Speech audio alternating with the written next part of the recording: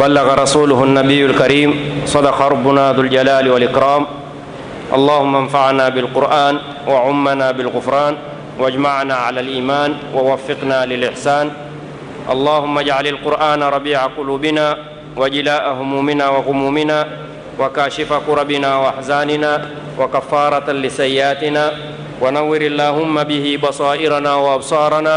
اللهم ذكرنا منه ما نسينا وعلمنا منه ما جهلنا، وارزقنا تلاوته آناء الليل وأطراف النهار على النحو الذي يرضيك به عنا، واجعله حجة لنا لا حجة علينا، وشاهدا لنا لا شاهدا علينا، وانظر برحمتك إلينا.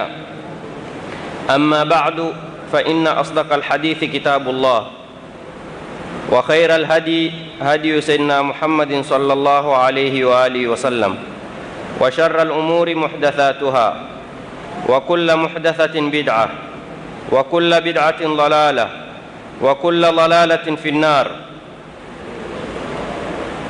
Tuko katika tafsiri yetu, tulielezea surati Nur, na katika surati Nur tukafika kuelezea aya ya zina. Mwenyezi Mungu Subhanahu wa Ta'ala ameingia kutuelezea khatari ya zina, hukumu ya mwenye kuzini, namna ya kuthibitisha zina, madhara ya zina. Hii ni kawaida katika fani yoyote au mada yoyote au nyanja yoyote. Ukitaka kuielezea, ni uzuri mwanzo uipe taarifa, uifafanue, ili mtu ajue wewe waelezea kitu gani. Sababu mara nyingi ufahamu wa watu saa ingine wawa ni tofauti na ile taarifa ambayo kwamba ndiyo iliwekewa maana ya wewe ulokusudia ya lile jambo. Kwa kuwa zina ni kitu kilikuweko na ni kitu dini, hakuna dini yoyote, sawa iwe ni ya haki au hata iwe ni ya batil, uzuri wenyewe hakuna dini yoyote iliweza ikaikubali zina.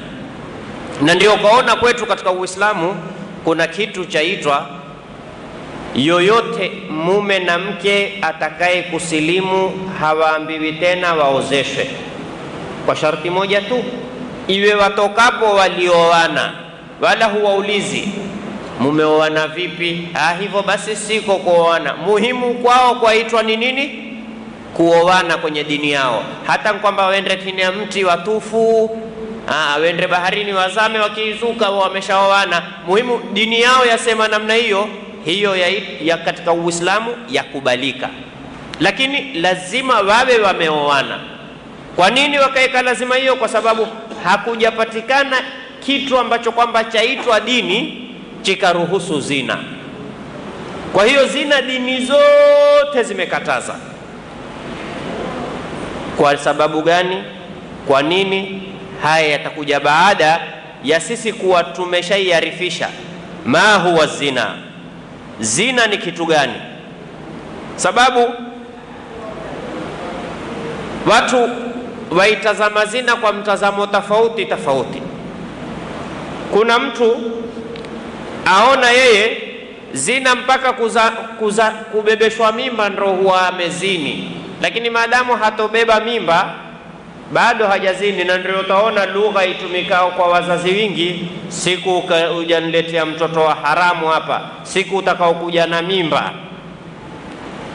ndio, yani ndio siku atakuwa amezini. Lakini ikiwa hatokuja na mimba, siku zote nafanya takalo. Hii ya kwanza. Ya pili ni familia nyingi wao huangalia zina upande wa kike tu. Watoto wa kiume hakuna washulikao, hakuna akaona watoto wake wa kiume akawaelezea ubaya wa zina nini. Sababu ajua hakuna siku moja mtoto wangu wa kiume atarudi ana mimba. Sasa kwa hiyo zina upande wa kiume si tatizo. Tatizo la zina liko kwenye upande gani? Wa kike. Lakini tuiangalie sharia yazungumza iko upande gani, au yazungumzia vipi hii zina.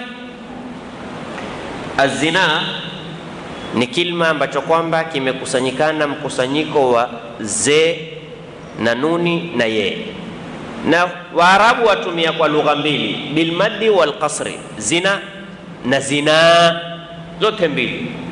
Na Qur'ani imekuja kwa zina, wala takrabu zina, kwa kuvuta bilmaddi, zina. Yote maana ni mamoja, zina na zina. Asli ya zina maana yake kilma cha zina ni zanaa, ai irtaka, amepanda. Kawaida ule mwenye kuzini huwa amekipanda kile anachozini nacho. Kwa hiyo hii zina ni min zanaa, zana aljabal irtaka fawqa aljabal, melipanda lile jabali.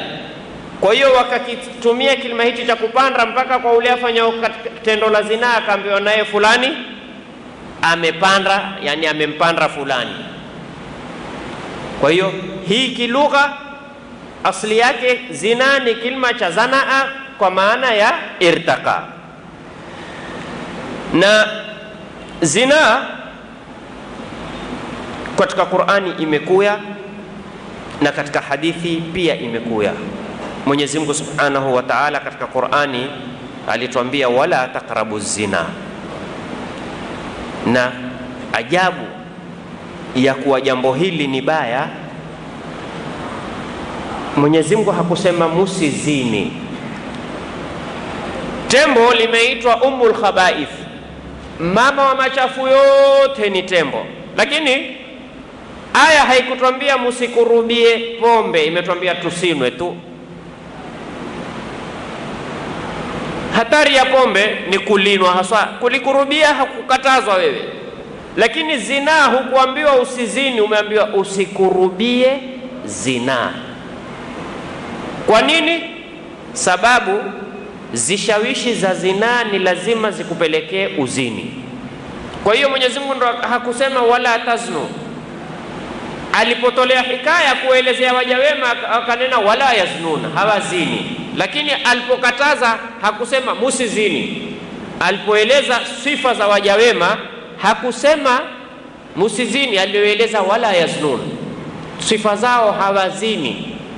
Lakini alipokuwa sasa ni kueleza ni amri, kutaka kuamrisha na kukataza, alisema wala taqrabu zina, musikaribie zishawishi za kusababisha wewe kuzini. Kwa nini? Sababu zina ina maana marefu sana. Zina ni vigawanyo viwili, kuna zinan haqiqiyun, kuna na zinan majaziyun. Kuna kuzini hakika, kufanya tendo la zina, na kuna kuzini kimajazi, waambiwa wewe umezini lakini hujalifanya lile tendo ambalo kwamba mara nyingi watu walijua. Na hii zina ya kwanza ndio alioeleza Mtume Muhammad sallallahu alayhi wa alihi wasallam katika hadithi aliyotuambia kwamba kila kiungo cha mwanadamu kina hadhi katika zina. Kila kiungo chako kina nisba ya katika kuzini. Akaeleza zina ya macho ni kufanya nini? Kutazama. Zina ya mkono ni kushika. Kwa sasa ni kufanya nini? Kuchati. Zamani ilikuwa ni kuandika, umwandikie barua na yeye akujibu, tena hiyo barua mpaka umpeleke hapo dharubu zimekuisa. Sasa hakuna tena andike anao barua. Nani atakuwa ana wakati wa kuketi tena andike barua? Sasa zina ya mikono ni kufanya nini? Ni kuchati, kwambia mimi hata sizungumzi naye na chati, hata simjui ni yupi. Madamu wazungumza maneno, hata kama ulikuwa wazungumza naye mwanamume kama wewe. Manake haya mambo ya chatting nayo siku hizi mtu aweza kuona kuna watu hujipa majina ya kike, wewe ukaona huyu kesho nitapeleka posa, kumbe mwanamume uliozungumza naye wewe hujui. Na pengine ni mke wako haswa, wengine huinjoliwa na wake zao. Mke akayua huyu mume wangu apenda sana kuchati na wanawake, ngoja niandike. Akaandika yeye mathalan anaitwa Khadija, akabadilisha jina akaandika Habibti Nur al-Ain. Wewe ukiona jina Habibti Nur al-Ain onesha chuma hichi. Haya uingie. Vipi? Siku zote mimi nilikuwa natamani mpate namba yako. Haya. Kumbe ni mkeo haswa. Au huyo Habibti Nur al-Ain ni fahali wa kisawa sawa, fahali alokamilika, mwenye ndevu pande zote mbili. Sasa wewe wasema mimi kesho naenda peleka posa, kumbe watakwenda kumtumbia. Sasa ile yaizingatiwa ni zina, hatuangalii uzungumzae naye ni mume ni mke, tuangalie uzungumzae naye wastahiki kuyazungumza maneno yale, waandikiwa madhambi. Kama unapochati na mke wako waandikiwa thawabu, wala hakuna limit. Na safari moja kuna bwana mmoja aliniambia, ustadhi, ikiwa na chati na mke wangu twafaa kuzungumza maneno ya ngono? Mwenyewe mwafaa kufanya na kwa kunena, wewe umeruhusiwa kufanya, je kuzungumza? Kwa hiyo zina ya mkono ni kuchati, zina ya mato ni kutazama picha. Wewe utakutazama kwenye Instagram, kwenye Facebook, uangalie picha zilizowekwa na jamanini, haswa wanawake. Mwanamke si urdha, mwanamke si kitu cha kuwekwa kwenye showroom. Mara nyingi mimi hupenda kutoa kiswa cha Sayyidatuna Fatima alipokuwa baada ya kufa Mtume sallallahu alayhi wa alihi wasallam, alishikwa na ugonjwa. Ghafula ule ugonjwa ukamzidia. Asma binti Umais alipokwenda kumtembelea akamwambia, wewe waogopa kufa? Mbona ulikuwa ni ugonjwa kawaida, lakini naona sasa umekuzidi. Je, wewe waogopa kufa? Fatima ni binti ya Mtume Muhammad sallallahu alayhi wa alihi wasallam. Sayyidatuna Fatima amwambia Asma, sikiliza sana, haswa wewe ukhti yangu ambao kwamba utaisikiliza hii kaseti, sikiliza vipi huyu binti ya Mtume sallallahu alayhi wa alihi wasallam. Amwambia Asma, ya Asma, Mwenyezi Mungu siku zote amenihifadhi mimi, wanaume hawaujui mwili wangu, lakini mimi nafikiria nikifa nitakapokutiwa kwenye nashi ni ile tusi, watanijua kuwa mimi nilikuwa mnene au nilikuwa mwembamba, nilikuwa mrefu, nilikuwa mfupi. Sikia ugonjwa wake, kumbe ulivyomzidi ni kwamba Mwenyezi Mungu siku zote amefanya nini? Amemsitiri, hajulikani na wanaume wajua tu kwamba kuna Fatima mtoto wa Mtume, lakini Fatima mwenyewe yuko vipi hajulikani. Lakini sasa nikifa nitatiwa kwenye nash. Zamani ilikuwa janaeza ni kama machera, unajua machera, na mpaka sasa nchi nyingine za Arabuni janaeza ni kama machera. Hii janaeza ya kufinika Waarabu walikuwa hawaijui. Kwanza alopelekewa ni Sayyidatuna Fatima. Asema sasa mimi nikifa nitadhihirika mbele za wanaume, si lazima nitabebwa. Wanaume wataona mwili wake, huyo Fatima kumbele dude kama nini hili lilikuwa nene, au Fatima mwenyewe ni hiki, hakuna chochote. Nitafedheheka mbele za wanaume. Aogopa kufedheheka baada ya kufa.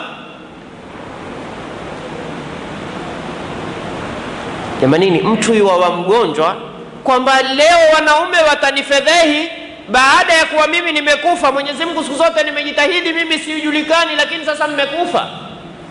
Asma amwambie, waonaje tukuletee janaiza ziliyoko Habasha janaiza zao za kufinika? Amwambie, satarakillahu kama satartani fi dunya, Mwenyezi Mungu na wewe atakusitiri kama ulivyokuwa na hamu ya kunisitiri mimi duniani. Kuagiziwe janaiza kutoka Habasha ya mfiniko, huyo atakastirike baada ya kufa.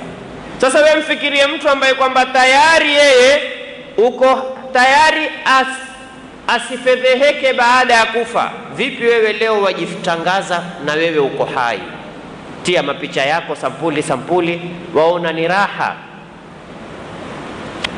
wajipatishia madhambi ambayo kwamba huna pointi yoyote uitiao ila ya madhambi. Na wewe usokuwa na akili mwanamume wende oshea, angalia mtoto jicho, na wewe pia una percentage yako. Jamanini, haya masala ya hivi vitu ambavyo kwamba communication hizi za tupa madhambi ambayo kwamba min haythu la nash'ur. Kwa hiyo zina ya mikono siku hizi ni kutumia simu. Simu zimekuwa zaleta percentage kubwa sana ya madhambi. Zina ya mdomo ni kuzungumza, kwa lugha ya sasa wenyewe wasema mistari. Watu tena na kujisifu, mimi nina mistari. Mistari hiyo umewahi kumtungia ngaa Mtume sallallahu alaihi wasallam mistari miwili? Ma yalfidhu min qawlin illa ladayhi raqibun atid. Hakuna anayetamka neno lolote illa kuna raqibun atid. Kuna malaika, wanazuoni wasema kwamba hao malaika wenyewe majina yao kila mmoja aitwa raqibun atid, na wa pili aitwa raqibun atid. Wengine nasema la, kuna raqibun, kuna na atid. Mtume swalla sallam hakusema kwamba waitwa raqibun atid, wala mmoja ni raqib wala ni mmoja. Alisema wenye muwakkalina bil sual ni raqibun atid. Hakusema ni raqibu na atid. Kama alikuwa amesema ni raqibu na atid, tungejua mmoja ni raqib, mmoja ni atid, lakini alisema raqibun atid. Sasa ndio akatuambia kwamba raqibun atid, kila mmoja katika hawa wawili waitwa raqibun atid, na wa pili raqibun atid. Wengine hii ni khilafa, haina uzito. Sasa Mwenyezi Mungu atuambia ma yalfidhu min qawli, neno aina lolote. Ndio katika aya nyingine akatuambia wa kullu saghirin wa kabirin mustatar, kila kubwa na dogo. Ibn Abbas katika tafsiri yake asema saghirin kabirin ni kucheka. Ukicheka ndo jambo kubwa, utaulizwa ulicheka kwa sababu gani? Saghirin ni kutabasamu, ulismaili kwa sababu gani? Taka watoto waione ile smile yangu ilivyo, ona wenyewe. Mustatar, Mwenyezi Mungu ashasema mustatar, yaandikwa. Ngojea suala siku hiyo. Umeteka kwa kumfurahikia mwenzako au kumdharau? Na ndio kaona kwamba Mtume sallallahu alayhi wa alihi wasallam atuambia tabassumuka fi wajhi akhika sadaqa, kule kusmile tu. Kuna watu wengine hii smile hawaijui, akikusalimia pia salamu alaykum, haiuzwi bure. Tabasamu yafanya mambo ambayo kwamba huwezi amini. Wewe ukitabasamu kwa mjuae wajizidishia mapenzi. Mashallah, ule bwana kila kiniona mimi yatabasamu na mimi. Ukitabasamu kwa usomjua, huwa umemshawishi kutaka kujua huyu bwana amenifananisha mimi, mashallah, manake kila kiniona you smile na mimi. Wewe humjui, lakini salamu alaykum, salamu bwana, mama, yamfanya yeye awe na hamu. Kuna alaka gani baina yangu mimi na yeye? Mbona kila akiniona yuatabasamu kwangu mimi? Karibu ustaz. La. Na ule ambaye ni adui yako, ambaye amekutendea wema, amekutendea ubaya au hukutendea ubaya, au kwa fikra zako wewe waona yeye ataka kufanyia vibaya, ukitabasamu, huyu mimi kila nitakavyokumkera hakereki, kila ninavyomuudhi haudhiki. Wajua nikupe kaida, ukitaka kumuudhi anayekuudhi usiudhike. Tukua hii ni kaida, itakufaa sana. Ukitaka kumuudhi anayekuudhi wewe usiudhike. Sasa yeye hajui mimi mfanye nini, kila afanyalo jazakallahu khair bwana, nilikuwa mimi siku zote husikia kuna adhabu ya matope, watu kuanguka, si haba, na mimi nimejua wale waangukao kumbe huwa mimi nimefanya kumuudhi huyu, ashukuru Mwenyezi Mungu. Mimi nimefanya kumkera, kumbe yeye kwake ni thawabu. Nilikuwa natamani mtu amekuja amekuwekea mfuko wa uchafu ndiani, Wewe mwambie Mungu akubariki. Nilikuwa nasikia tu katika hadithi, imatatul adha ani tariqi, moja katika imani ni kuondosha udhia, uchafu kwenye njia. Na mimi nimepata thawabu. Kama si wewe kuja kuweka ule mfuko singepata thawabu hizo. Mimi nafanya ni kumkera huyu, leo amekuwa kwake yeye kumbe ni chumo la kutumia thawabu. Kwa hiyo kutabasamu ni kitu ambacho kwamba kimekuwa ni adimu, na ni kitu ambacho kwamba hakiuzwi, kitu ambacho kwamba ndio katika sifa za Mtume sallallahu alayhi wa alihi wasallam. Mwisho akatwambia la tahqiranna min alma'rufi shay'an walau an talqa akhaka biwajhin taliq, usidharau katika mambo mema kitu chochote, japo ni kukutana na mwendani wako kwa uso basi wa bashasha.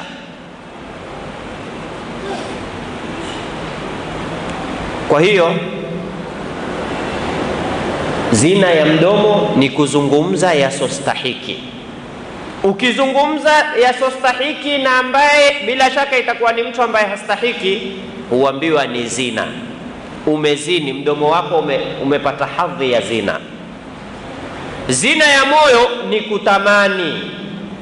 Ndio Mtume SAW akamalizia, walfarju yusaddiqu au yukadhibu, tupu henda ikasadikisha lile tendo au ikakanusha. Kwa hiyo mwanzo hapa tutapata picha, zina kuna kila kiungo chaweza kuzini. Usione wewe kwamba hukupata ile zina ukasema si haba sikuzini. Maadamu uliwahi kuizungumza, maadamu uliwahi kutazama, maadamu uliwahi kusikia, maadamu uliwahi kushika, maadamu uliwahi kuandika, ushaandikiwa kiungo fulani kina hadhi katika zina.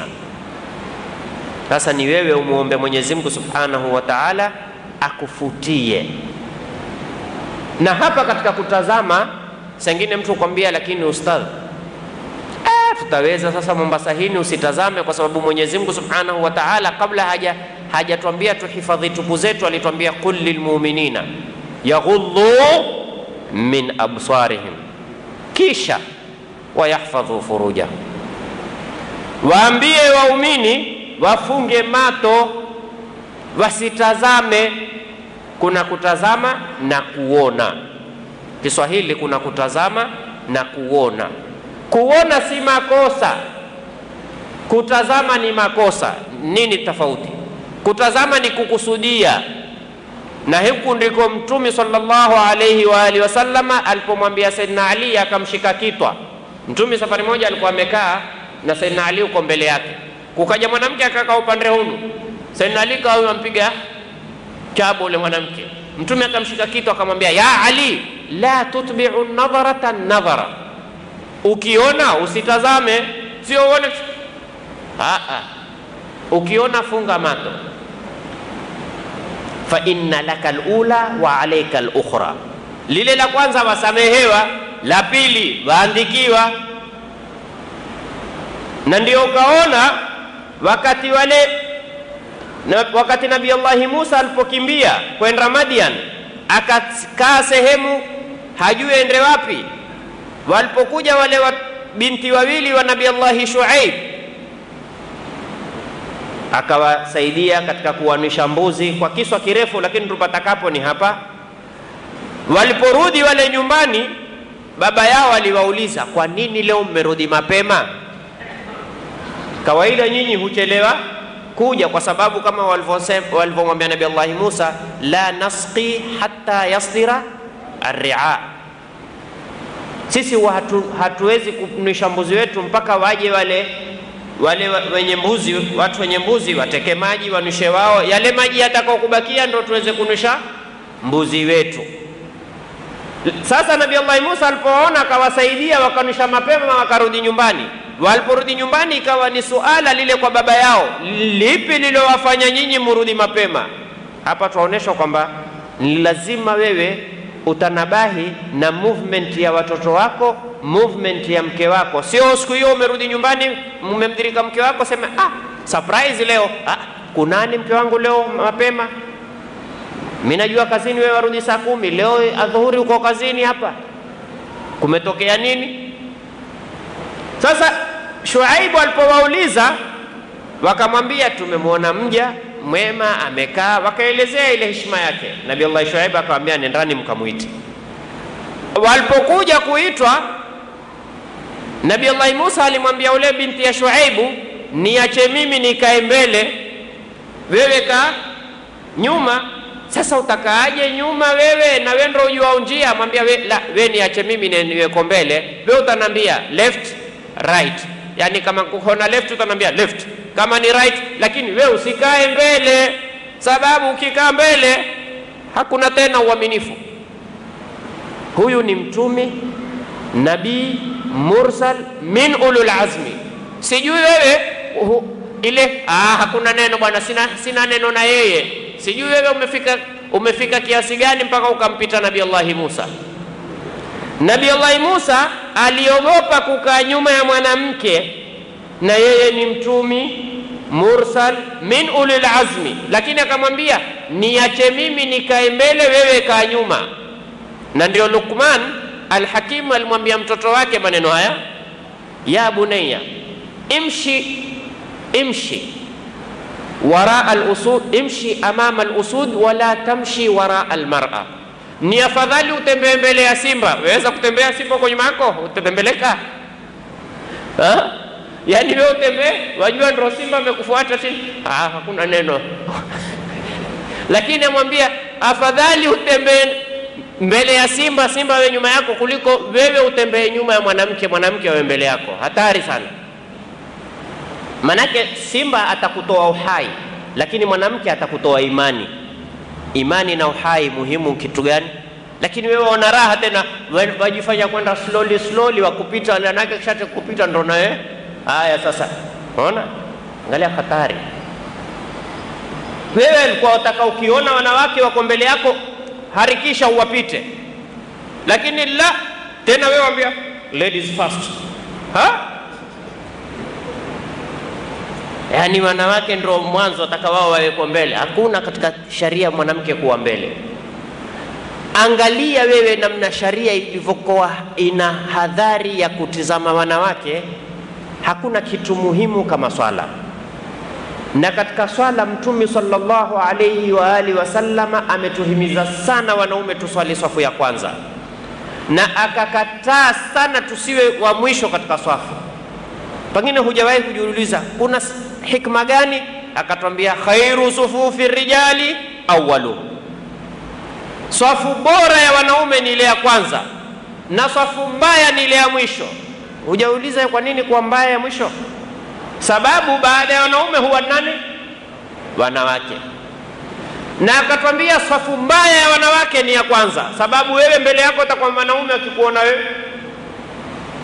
Jamaa tuko kwenye ibada, hata kama mko kwenye ibada usiwe karibu na mwanamke. Niuliza wewe kwenye matatu ukiingia, sister ndo hapa iko nafasi. Hujui hatari yake. Hujui, lau ungejua ule ubaya wake ungetaka kufanya namna hiyo. Kwa hiyo nadhara ni kitu kibaya sana kutazama.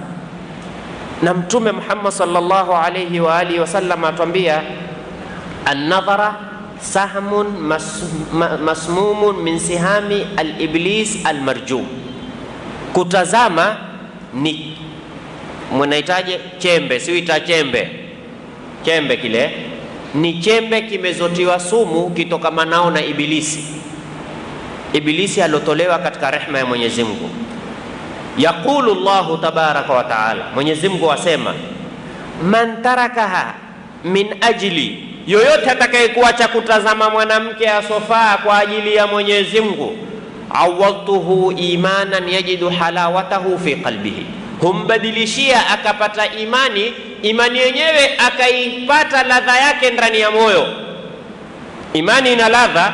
Usione wewe ladha kwenye skirimu na kwenye shurba na kwenye sambusa za leo tamu. Swala ya leo umeiona tamu wewe? Ramadhani kwanza ingie mpaka leo, kuna aya gani umeisoma ukaihisi ladha ndani ya moyo wako? Au hujui kama hizi ibada zina ladha? Mtume swalla sallam atuambia dhaqa ta'amul iman, dhaqa, ameonda taamu ya imani. Man insha Allah taala, Mwenyezi Mungu akituweka hai, kesho nitakuelezea watu gani wameonda tamu ya imani na vipi utaionda tamu ya imani. Sababu hapa nimehudhuriwa na mwalimu wangu, mzee wangu. Si heshima mimi ilikuwa niendelee, lakini nilikuwa natafuta sehemu angalau ya kufikia ili kesho tuendelee nao kwa makini. Naye ni shekhe letu Ustadh Ahmad Musallam, faliyatafadhal, wala sitoe udhuru, faliyatafadhal muthaban maajura. Tutafaidika sote. Kiwa mimi ni wafaidisha nyinyi, mimi hufaidika naye. Je, nyinyi?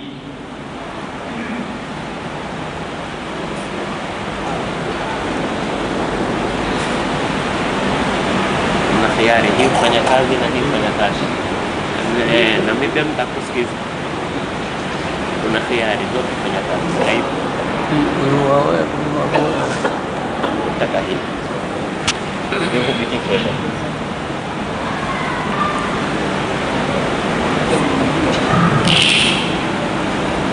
بسم الله الرحمن الرحيم. إن الحمد لله نحمده ونستعينه ونستهديه ونستغفره ونعوذ بالله من شرور أنفسنا ومن سيئات أعمالنا. من يهده الله فهو المهتدي ومن يضلل فلن تجد له وليا مرشدا. وأشهد أن لا إله إلا الله وحده لا شريك له، وأشهد أن محمدًا عبده ورسوله، بلغ الرسالة وأدى الأمانة وهدى الأمة حتى تركها على المحجة البيضاء ليلها كنهارها لا يزيغ عنها إلا هالك. أما بعد، إخوة الإيمان، namuomba Mwenyezi Mungu Subhanahu wa Ta'ala, kabla sijasema lolote, atukubalie saumu zetu na swala zetu, atujalie sote ni katika watakaokuwa tahuri shingo zao na moto wa Jahannam kwa ibada za mwezi mtukufu huu wa Ramadhani. Mimi amma baad, nimekuja katika msikiti huu wakati huu baada ya kuuliza darasa ziko wapi na wapi hapa Mombasa, na kwa sababu ya kuwa Sheikh Izzuddin Sharifu Izzuddin mara kwa mara hunihimiza nije darasani kwake hata kwenye madamtana, nikasema niitikie mwito wake wa ikhlas. Mimi ni mtu mzima hapa wa kiasi cha kutosha kutambua mtu akiwa na ikhlasi nawe, na ikiwa hukualika kwa kupaka mache pia utajua fadhali wana ndo haikuwa ni hiyo, ilikuwa ni ukweli. Amenialika kikweli kweli na kwa bidii na kwa upendo, kwa sababu ya uchuzima wangu nikajua huu ni uwalishi wa ikhlas. Kwa hivyo hivi mnavyoniona, nusu saa tu iliyopita mimi nimefika hapa Mombasa kutoka safari, tena safari ya mbali, kashukia Nairobi hapa, lakini nikaliweka kwamba na lau kama si haya mambo ya hizi safari zetu kukuambia saa 5 ikawa saa 6, ingekuwa mmefika mapema kabla ya darasa haijaanza. Lakini machezo yetu tunayo ni hayo na mengine tena na mengine tuyangojea Mungu atatupa salama. Sitaki kuwatoa kwenye maudhui ambayo Sharifu alikuwa ameyashika. Haya aliyoyazungumza yeye, na mimi kwa muda wa dakika 2-3 nitayazungumza haya kwa sababu ya kuyatilia mkazo. Neno lolote linalozungumzwa na sharia ya Kiislamu huwa lina marefu na mapana ya kuzungumzwa. Ikiwa Sharifu amefuata afaqi fulani katika mazungumzo hao, ai dimensions fulani katika mazungumzo haya, kuna dimensions nyingine naweza kuzungumza na nyinyi kwa sababu ya kupanda na faida.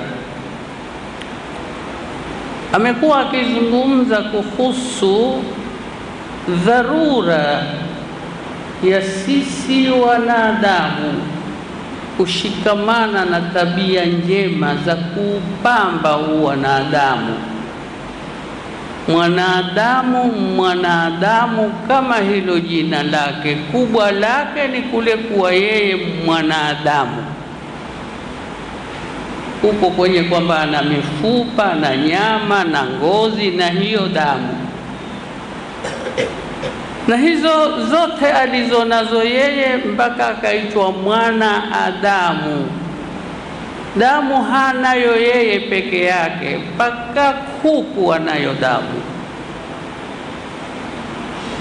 Gombe likiwa kubwa na gombe zaidi huwa ana damu nyingi zaidi.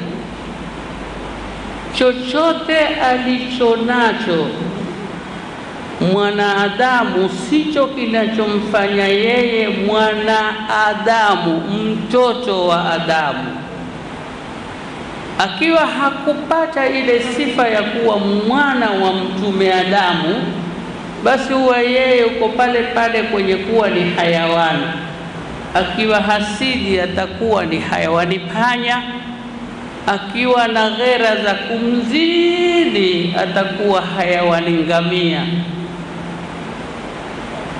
Hatoki kwenye uhayawani mpaka awe ni kama wanavyosema watu wa mantiq, al-insanu hayawanun natiqun, mwanadamu ni hayawani. Tofauti yake na hayawani ni kwamba yeye ni hayawanun natiqun. Natiqun, tukifasiri neno hili kwa Kiswahili itakuwa ni hayawani mwenye kutemka, lakini makusudiwa ya nutqi hapa ni kufikiri, ni mwanadamu mwenye kufikiri. Anapofikiri huja akayajua mengi kwa kule kufikiri kwake, huja akapata neno liitwalo falaula, huja akapata neno liitwalo jarau. Na falaula na jarau zikiweko kwa mwanadamu, huja akawa ule mwanadamu wa kusema kama mimi itakuwaje mfanye hivyo, siwezi, kama mimi siwezi. Ningefanya lakini namsitahi mkwewa wangu. Hizo falaula. Na kuwa na hizo falaula na jarau ni sehemu miongoni mwa sehemu za mtu kuwa mtu. Kila ulilonalo la kujidai kwalo washindwa na hayawani yoyote ambaye wewe wamdharau. Kisha ukiwa ng'ombe sana utamuita mwenzako, kwenda gombe wewe, hii ni gombe hii. Lakini ulivyompumbavu, kisha we hurudi ukamwabudu ule gombe ambaye wawadharau na ukiwadharau waita gombe, lakini ukamwabudu ukasema sacred cow,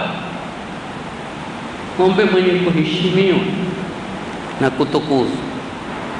Sasa mpangilio huu wa Sharifu Izzuddin wa kuzungumza mambo ya akhlaq ni mpangilio muhimu sana, kwa sababu hatukukosa kitu sisi leo kwenye wakati wetu huu kama tulivyokosa tabia njema za kibinadamu. Na sistaajabu nikamuona barobaro ambaye mwenyewe amenyoa nywele viliku vitatu, amenyoa kipara kwa hapa na kipara kwa hapa na kipara kwa hapa, pengine amenyoa kisha kaandika I love you katika kichwa chake.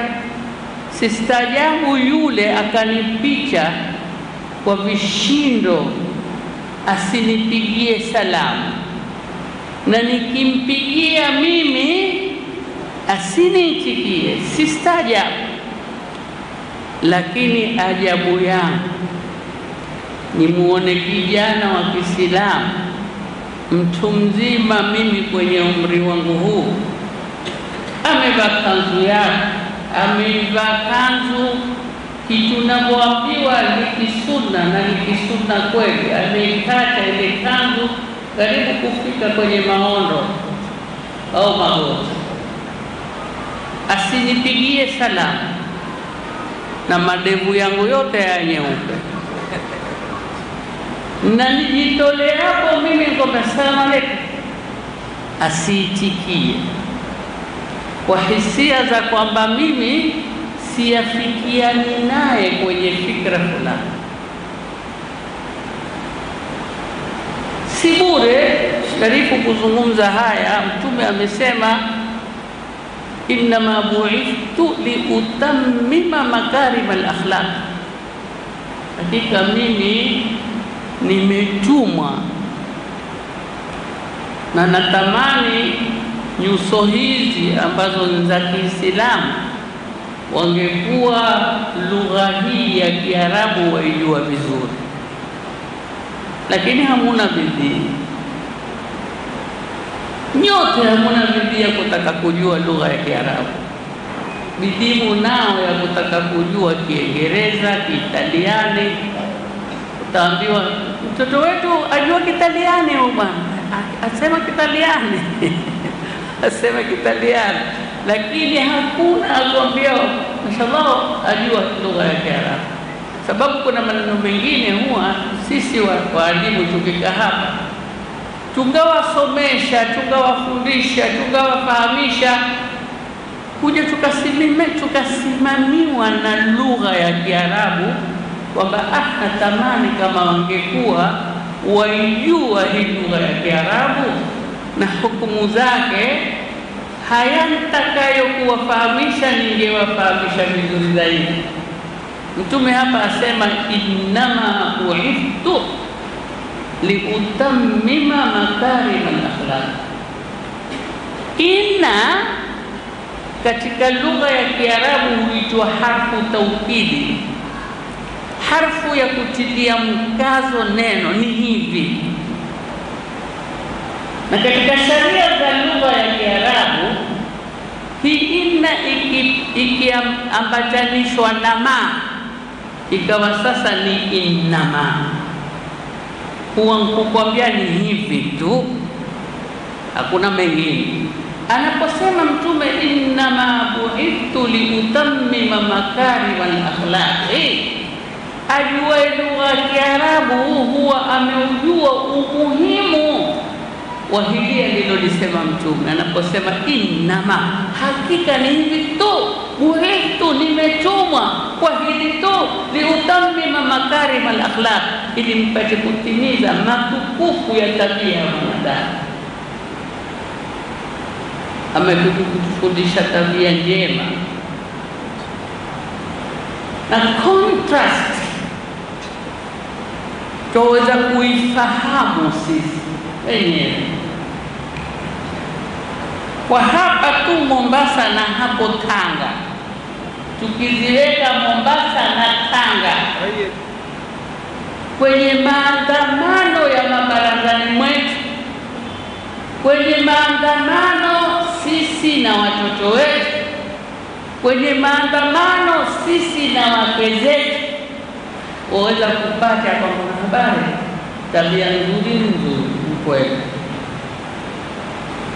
Polisi kule Tanzania akitaka kukushika ukwambia, bwana wewe ndugu, naomba nikushike. Huku kwetu hata sauti hubadilika, na kutekesha, hata nitekemini kwanza siwachokeshe nini.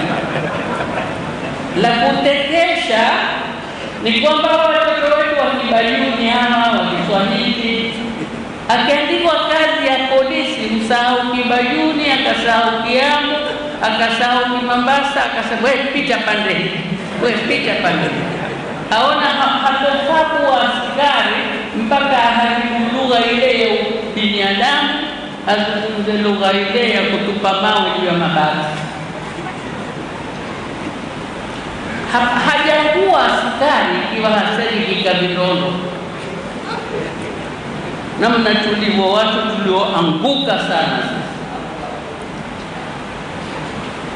Na jamaa mmoja anamwambia, mbona uko hivi bwana, mbona umetuhama siku hizi? Mara nyingi niko Dar es Salaam, niko Dar. Sharifu mmoja katika kuzungumza alisema, jamani, kwa hisani yenu msiite Dar, kwa hisani yenu msiite Dar, mwanumiza maini yangu. Hii ni Darus Salam, nyumba ya amani, manake nyumba ya pepo. Nyinyi Dar nini jamani? Kwa hisani zenu, atastabdiluna alladhi huwa adna billadhi huwa khair. Anaambia niko Dar. Haya, Dar es Salaam sio wewe. Mbona basi umeshikilia sana sana? Bwana angalia, kwa habari mimi naona basi, wakati Mwenyezi Mungu akijalia kwamba nimekwenda kule nyumbani kwangu, ifika mlangoni yule mwanamke anasema, karibu bwana wangu, karibu bwana wangu, karibu mume wangu, karibu, pole na machofu. Kama angekuwa na yaweza mimi machofu yale, nikachoka mimi mume wangu. Amerogwa na maneno mawili matatu. Ndipo sivyo jamani? Mpime huu na mwanamke akwambiaye kwamba huyala wewe, asiyala basi wale ule pale.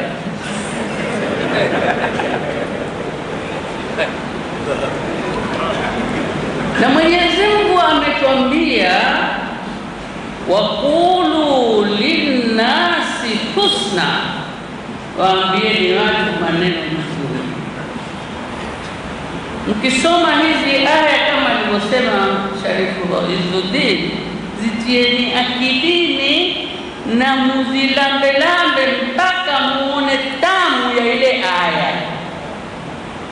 Mwenyezi Mungu akusema waqulu lilmu'minina husna, wala hakusema waqulu lilmuslimina husna. Amesema qulu linnasi, waambieni watu wote.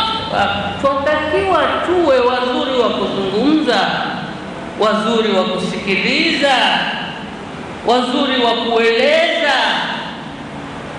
Kuzungumza ni neema ya Mwenyezi Mungu, sipoteze. Wa man yubaddil ni'matallahi min ba'di ma ja'atuhu fa inna Allaha shadidul iqab. Mwenye kuibadilisha neema ya Mwenyezi Mungu baada ya ile neema kujilia, basi Mwenyezi Mungu ni mkali wa iqab. Kuzungumza ni kitu kizuri. Angalia huna uzungumzi ukawa utasikiaje? Leo wewe una uzungumzi waambiwa waqulu linnasi husna. Ni tamu sana kuzungumza na nyinyi. Nyuso zenu hizi ninazoziangalia zazungumzisha, lakini nimekuja kutimiza ahadi na nimechoka. Ramadhani bado iko siku nyingi. Nitakuja tena, nitakuomba tena Sharifu Izzuddin, tutakuja kuzungumza tena na tena na tena. Tuombeane afya na siha na salama. Mwenyezi Mungu atubarikie haya machache tuliyosema. Mwenyezi Mungu atutie nyoyo za kupendana, atuongoze kwenye njia iliyonyoka sawa sawa, atujalie tunayoyafanya twamkusudia yeye Mwenyezi Mungu Subhanahu wa Ta'ala. Tukikusudia pengine tutapotea, lakini tukimkusudia Mungu hatupotei. Rabbana atina fid dunya hasanatan wa fil akhirati hasanatan wa qina adhaban nar. Rabbana taqabbal minna innaka antas samiul alim wa tub alaina innaka antat tawwabur rahim. Wa sallallahu ala khairi khalqi Muhammadin wa ala alihi wa sahbihi. Alhamdulillah.